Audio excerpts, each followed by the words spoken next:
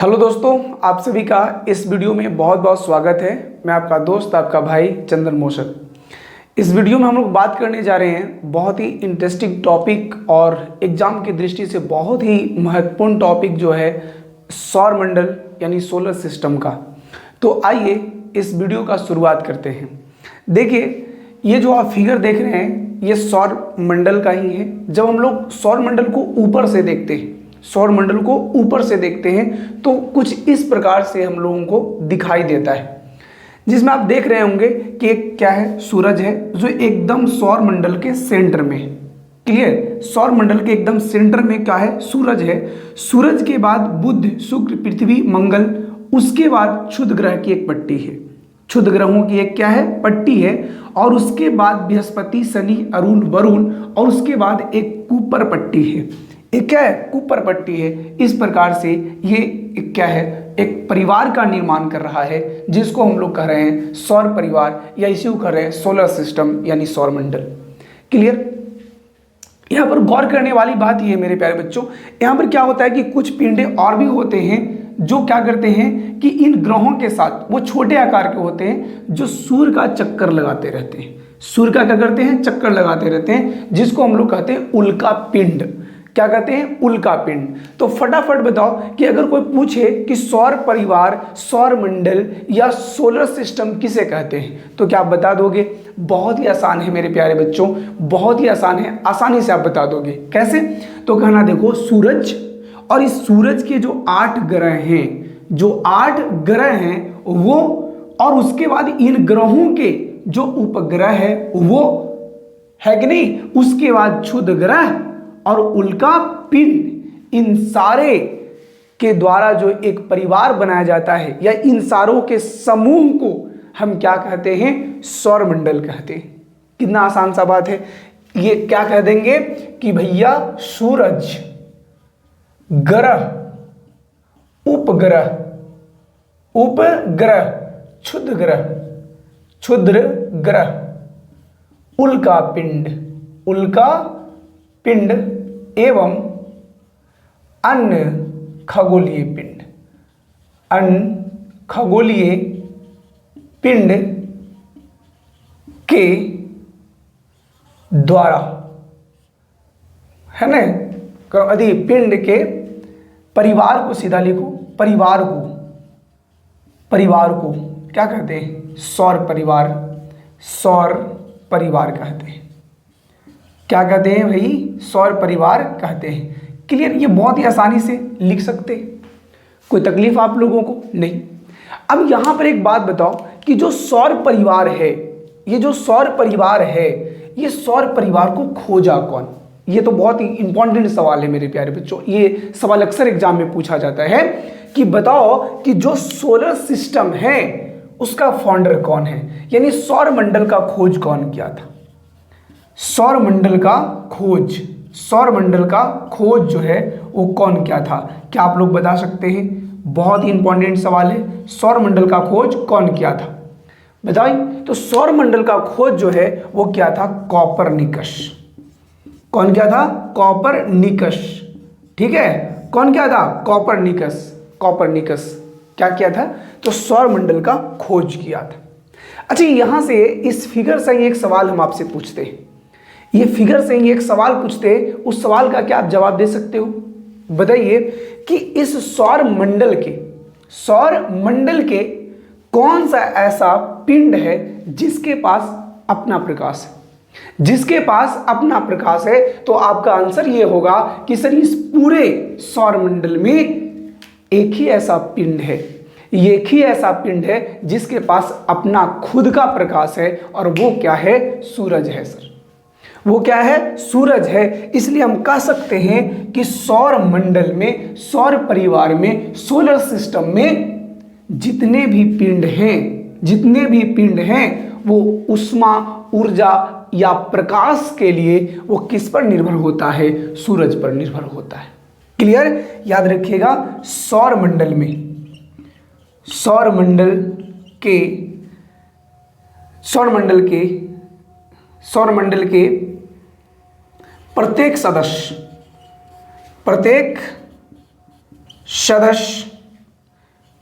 ऊर्जा और प्रकाश के लिए, ऊर्जा और प्रकाश के लिए, प्रकाश के लिए क्या होता भाई, तो सूरज पर निर्भर होता है, सूर्य पर निर्भर रहता है, सूर्य पर निर्भर रहता है।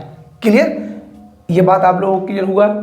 सूरज पर निर्भर रहता है कौन, तो सौर मंडल के अन्य जो पिंड हैं, अन्य जो पिंड है, सूरज के अलावा जितने भी पिंड देख रहे हैं वो सारे के सारे, वो सारे के सारे जो हैं वो किस पर डिपेंडेंट हैं, सूर्य पर डिपेंडेंट है। अब यहां पर एक बात आप लोग से और पूछा जाए कि बताइए सौर मंडल में कौन सा ऐसा पिंड है जो मुखिया जैसा लग रहा है, जो मेन व्यक्ति जैसा लग रहा है, कौन ऐसा है जो इस परिवार का हेड लग रहा है, इस परिवार का हेड लग रहा है। तो आपका आंसर सीधा सा है कि एक ही तो स्टार जैसा चमक रहा है, वो है सूरज। इसलिए हम कहेंगे सौर परिवार का मुखिया, सौर परिवार का मुखिया, सौर परिवार का मुखिया। तो सौर परिवार का मुखिया भैया कौन होगा, तो इसका आंसर होगा सूरज। क्या होगा, सूरज। सौर परिवार का मुखिया जो है वो कौन है, सूरज। और ये ध्यान रखिएगा सूर्य जो है वो क्या है, सौर मंडल के एकदम क्या है, बीच में स्थित, क्लियर, स्थित है। सूर्य जो है वो क्या है, पूरे सौर मंडल के एकदम ठीक क्या है, बीच में स्थित है। और ये बात जो है वो सबसे पहले कौन बताया था, ये बात जो है सबसे पहले कौन बताया था, कि आप बता सकते हैं, क्या बता सकते हैं, कौन बताया था, तो मेरे प्यारे बच्चों कॉपरनिकस ने ही बताया था, कॉपरनिकस ने। आप लोगों को अगर एक बात याद होगा, तो आप लोग अगर ब्रह्मांड का वीडियो पढ़ रहे होंगे तो ब्रह्मांड की जब हम लोग प्रारंभिक अवधारणा की बात कर रहे थे तो वहां पर दो अवधारणा आया था। एक आया था जियोसेंट्रिक, एक क्या आया था, जियोसेंट्रिक, क्लियर, एक आया था जियोसेंट्रिक। और जियोसेंट्रिक जो कौन दिया था, टॉलमी दिया था। कौन दिया था, टॉलमी। और एक आप लोग को बताए थे हेलियोसेंट्रिक। तो एक बताए थे आप लोगों को क्या, जियोसेंट्रिक, और एक हेलियोसेंट्रिक जिसको दिया था कौन, कॉपरनिकस। कौन दिया था, कॉपरनिकस। तो जियोसेंट्रिक क्या था, तो जियोसेंट्रिक में टॉलमी जो है ये बताते हैं कि इस पूरे ब्रह्मांड के बीच में कौन है, पृथ्वी। कौन है, पृथ्वी। और इस पृथ्वी के चारों तरफ से चक्कर लगा रहा है कौन, तो चारों तरफ से चक्कर लगा रहा है कौन, सूरज। और सूरज के साथ साथ ब्रह्मांड के अन्य पिंड। ये कहता है जियोसेंट्रिक। ये कौन कहता है, जियोसेंट्रिक कहता है कि जो अर्थ है, जो पृथ्वी है वो कहाँ है, बीच में। और भैया इन्होंने बहुत दिन तक, इनकी जो अवधारणा है बहुत दिन तक चला। सब लोग ये भी कहे कि भाई टॉलमी महोदय तो बहुत महान आदमी है, बहुत महान आदमी, इतना बड़ा बात बता दिए। लेकिन जब कॉपरनिकस आया और कॉपरनिकस बताया कि नहीं जियोसेंट्रिक गलत है, टॉलमी के द्वारा बताया गया बात गलत है, ये पृथ्वी सेंटर में नहीं है, इस पूरे ब्रह्मांड के सेंटर में जानते कौन है, वो सूरज है, सूरज। तो इन्होंने बताया कि जो सूर्य है वो ब्रह्मांड के सेंटर में है और चारों तरफ चक्कर लगा रहा है कौन, तो पृथ्वी। और पृथ्वी के साथ ब्रह्मांड के अन्य पिंड। क्लियर, पृथ्वी के साथ साथ ब्रह्मांड के अन्य पिंड। लेकिन हेलियोसेंट्रिक के द्वारा जो कॉपरनिकस की जो कथन है वो भी क्या हुआ, कुछ हद तक गलत निकला। ये सूरज जो है ना, ये जो सूरज है वो ब्रह्मांड का सेंटर में नहीं है बल्कि सौर मंडल के सेंटर में। आप देख रहे होंगे कि सौर मंडल के सेंटर में, ब्रह्मांड के सेंटर में नहीं है। तो अंततः इनका बात क्या हुआ, सत्य निकला, है कि नहीं। अंततः ये सौर मंडल तक अगर सीमित करके देखें तो इनका बात क्या है, सही है। और पृथ्वी जो है इसका क्या कर रही है, चक्कर मार रही है। क्या कर रही है, चक्कर मार रही है। तो क्या यहां तक बात आप लोगों को समझ में आया? चलिए अब हम लोग आगे बढ़ते हैं। देखिए सौर मंडल जो है वो क्या है, आकाश गंगा का एक छोटा सा हिस्सा है, एक छोटा सा भाग है। हमारी जो आकाश गंगा है उसका, आकाश गंगा का नाम क्या है, मंदाकिनी, और उस मंदाकिनी का एक छोटा सा हिस्सा है कौन, ये सौर मंडल। ये सौर मंडल एक छोटा सा हिस्सा है, और ये छोटा सा हिस्सा में एक छोटा सा हिस्सा कौन है, पृथ्वी है। और उस पृथ्वी के एक छोटा सा हिस्सा में कौन है, हमारा महादेश एशिया है। और उस महादेश एशिया के एक छोटा सा हिस्सा में कौन है, तो हमारा देश भारत है। और उस हमारा देश के एक छोटा सा हिस्सा में कौन है, बिहार है। और वो बिहार के एक छोटा सा हिस्सा में कौन है, अपना जिला है कि नहीं। और उस जिला के एक छोटा सा हिस्सा में कौन है, अपना प्रखंड है कि नहीं। और उस प्रखंड के एक छोटा सा हिस्सा में क्या है, अपना गांव है, मैंने अपना पंचायत, उसके बाद गांव है। समझ रहे हैं कि नहीं? तो सोच के देखिए कि ब्रह्मांड कितना बड़ा है। भैया ब्रह्मांड बहुत ही बड़ा है, ब्रह्मांड बहुत ही बड़ा है। तो बताओ सौर मंडल हमारी मंदाकिनी का एक छोटा सा हिस्सा है, ये कौन बताया था, ये बताया था हर्षेल। कौन बताया था, हर्षेल। तो आइए हम क्या करते हैं कि सौर मंडल से संबंधित कुछ बातों को हम लोग यहां पर देखते हैं। क्या भाई, सौर मंडल, ठीक है, सौर मंडल से संबंधित बातें। अब ध्यान से गौर से देखिएगा, बड़ा आसानी से हम लोग इस चीज को क्या कर लेते हैं, समझ लेते हैं। बहुत ही आसान चीज है, क्लियर। देखिए सबसे पहला बात कि इस सौर मंडल में कितने ग्रह हैं, पहला सवाल तो यही पूछा जाता है।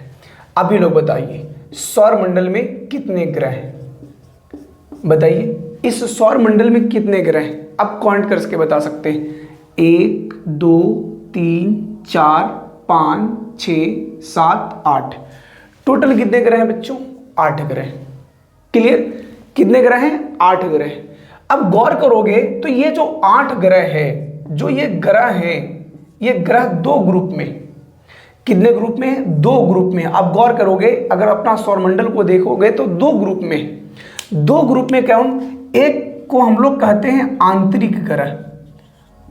कौन ग्रह कहते हैं, आंतरिक ग्रह। और एक को कहते हैं बाह्य ग्रह।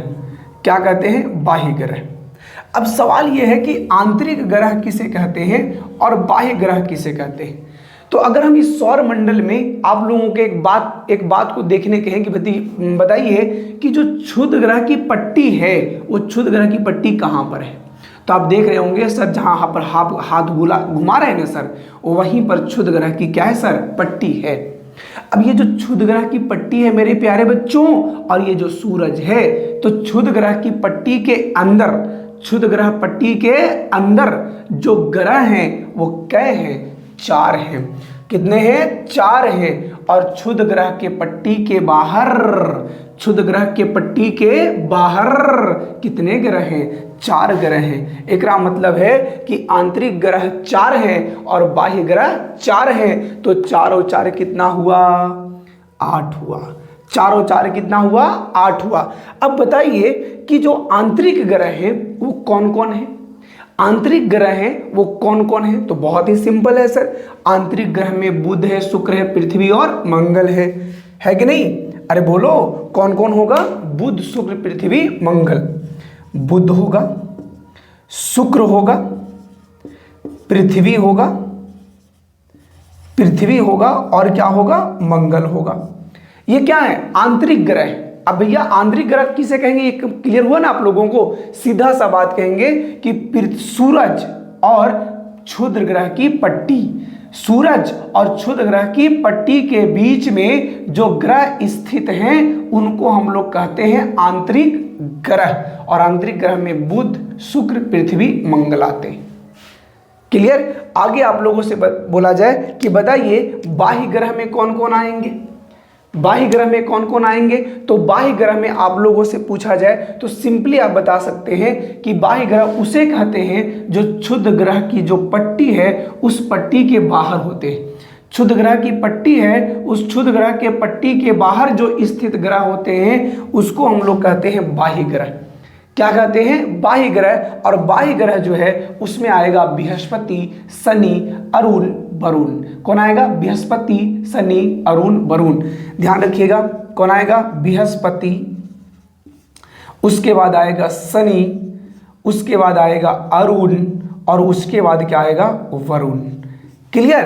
तो याद रखिएगा कि 4 ग्रह बुध, शुक्र, पृथ्वी, मंगल, और 4 ग्रह बृहस्पति, शनि, अरुण, वरुण, ये क्या क्या है, आंतरिक और बाह्य ग्रह है। आंतरिक और बाह्य ग्रह। तो सिंपली आप आंतरिक ग्रह और बाह्य ग्रह को एकदम सिंपल वे में समझे होंगे कि जो सर क्षुद्र ग्रह के पट्टी के अंदर रहेगा ना सर, वो क्या होगा, वो होगा आंतरिक ग्रह सर।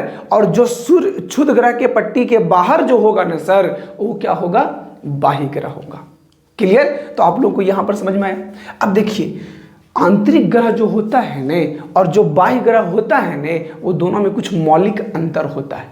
दोनों में कुछ क्या होता है, मौलिक अंतर होता है। वो मौलिक अंतर को समझना है, समझना को चाहिए। देखिए, जो आंतरिक ग्रह होता है, आंतरिक ग्रह होता है, वो सूरज से क्या होता है, नजदीक होता है। देखिए तो सूरज से नजदीक नजदीक है कि नहीं, सूरज से भीरिये भीरिये में है जी, अरे सूरज से निकट स्थित है। लेकिन वही अगर हम बात करेंगे बाह्य ग्रह का, तो बाह्य ग्रह का जो दूरी है वो क्या है, आंतरिक ग्रहों से ज्यादा है, आंतरिक ग्रहों से ज्यादा है। तो पहला बात तो आप लोग समझे होंगे, पहला तो भैया दूरी की बात है कि नहीं। दूरी इन्हें कम होता है और इन्हें ज्यादा होता है। इन्हें क्या होता है, अधिक होता है। ठीक है, ऐसे ले लेते हैं, ये आंतरिक ग्रह है और ये कौन सा ग्रह है, बाह्य ग्रह है। क्लियर।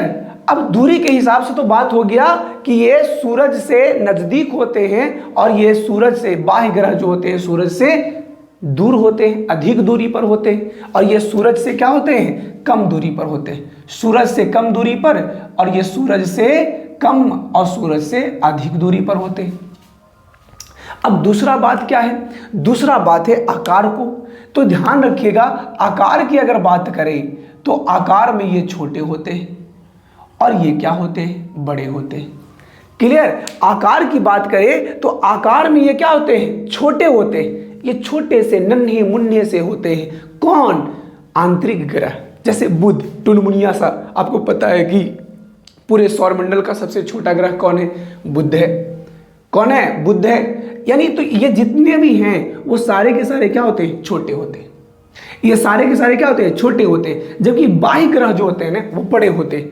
और आपको पता भी है कि सौरमंडल का सबसे बड़ा ग्रह कौन है, सौरमंडल का सबसे बड़ा ग्रह कौन है, वो है बृहस्पति। और ऐसे दिखाई भी दे रहा है बृहस्पति, एकदम हाईवी, एकदम हाईवी बैठा हुआ है, एकदम, है कि नहीं। तो याद रखिएगा, सौरमंडल का सबसे बड़ा ग्रह कौन है, बृहस्पति। और बृहस्पति कौन सा ग्रह है, बाह्य ग्रह। इसलिए हम कह सकते हैं बच्चों कि जो आंतरिक ग्रह होते हैं आकार में छोटे होते हैं और जो बाह्य ग्रह होते हैं आकार में बड़े होते हैं। क्लियर। तो यहां पर याद रखिए, आकार में छोटे बड़े। अब एक बात है तापमान का, क्या जी का, तापमान का। तो तापमान में भी बात ध्यान रखिएगा। तापमान में बात यह याद रखिएगा कि बताइए नहीं, आप ही लोग बड़ा एकदम सिंपल सा दिमाग लगाना है, हम नहीं दिमाग लगाएंगे, आप ही लोग दिमाग लगा के बता दीजिएगा। ये सूरज है, सूरज में नाभिकीय संलयन हो रहा है, हाइड्रोजन हीलियम में चेंज हो रहा है, एनर्जी निकल रहा है, प्रकाश निकल रहा है, उष्मा निकल रहा है, और इससे नजदीक ये सब है। तो इसका टेम्परेचर क्या कुल रहेगा जी, कुल रहेगा टेम्परेचर। आप ही लोग बताइए ना जी, कुल रहेगा, नहीं रहेगा। एखनी के यानी आंतरिक ग्रह का टेम्परेचर हाई रहेगा, यहाँ पर टेम्परेचर ज्यादा रहेगा, और यहाँ पर टेम्परेचर क्या रहेगा, कम रहेगा। क्यों, क्योंकि ये जो है सूरज से दूर में स्थित है, सूरज से दूर में स्थित है, इसलिए इसका टेम्परेचर क्या रहेगा, कम रहेगा। क्लियर। तो यह रखिएगा, इसका टेम्परेचर ज्यादा रहेगा और इसका टेम्परेचर कम रहेगा। समझ रहे हैं, यस या नो। यस। आप लोग को समझ में नहीं आएगा, ये हो सकता नहीं है। बस केवल आप वीडियो देखिए और आपको एकदम सीधा दिमाग में, एकदम बोर्ड से ऐसे निकलेगा, ऐसे ऐसे और दिमाग में घुस जाएगा आपको, ठीक नहीं। इसलिए आपको चिंता करना है नहीं। आगे को बात और है, आगे क्या है ने कि इसकी जो निर्माण है वो क्या चीज से हुआ है। तो देखो भाई, इसका निर्माण जो आंतरिक ग्रहों का निर्माण जो है चट्टान से हुआ है। काशी हुआ है चट्टान से, जबकि बाह्य जो ग्रह हैं उनका निर्माण क्या चीज से हुआ है? गैस से हुआ है। क्या चीज हुआ है? गैस से हुआ है। तो इतना बात आप लोगों को याद रखना है आंतरिक ग्रह और बाह्य ग्रह में, आंतरिक ग्रह और बाह्य ग्रह में। क्लियर? अच्छा एक बात बताइए कि सर, एक सवाल है हमारा, गाल पर नहीं यहाँ दिमाग पर है कि नहीं, आपसे एक सवाल पूछा जाए कि सर ये जो आंतरिक ग्रह और बाह्य ग्रह है उसका डिवाइडर क्या है? तो वो क्षुद्र ग्रह है। ठीक है, वो कौन है? क्षुद्र ग्रह। क्षुद्र ग्रह ही ना डिवाइडर का काम कर रहा है कि ये भैया हमर अंदर रहमत तो आंतरिक और हमर बाहर रहमत तो बाह्य ग्रह। अगर हमर अंदर रहमी ने तो आंतरिक ग्रह कहलाइमी और हमर बाहर रहमी ने तो बाह्य ग्रह कहलाइमी, है ना? तो सिंपल है। अब मेरे प्यारे बच्चों यहां पर एक बात ध्यान रखना है, ध्यान यही रहेगा, एक सवाल आता है कि बताइए जो क्षुद्र ग्रह की पट्टी है, क्षुद्र ग्रह की पट्टी, क्षुद्र ग्रह की पट्टी कौन दो ग्रहों के बीच है? क्षुद्र ग्रह की पट्टी जो है कौन दो ग्रहों के बीच है? तो भैया देखो यहां पर आपको दिखाई दे रहा है क्षुद्र ग्रह, दिखाई दे रहा है कि नहीं दिखाई दे रहा है?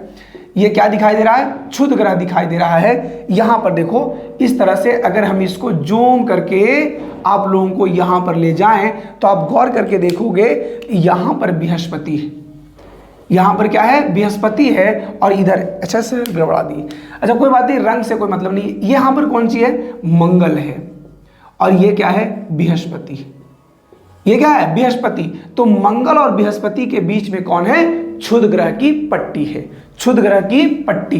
क्षुद्र ग्रह की पट्टी कौन दो ग्रहों के बीच है मेरे प्यारे बच्चों? तो बृहस्पति और मंगल के बीच, बृहस्पति और मंगल के बीच में है कौन? क्षुद्र ग्रह की पट्टी।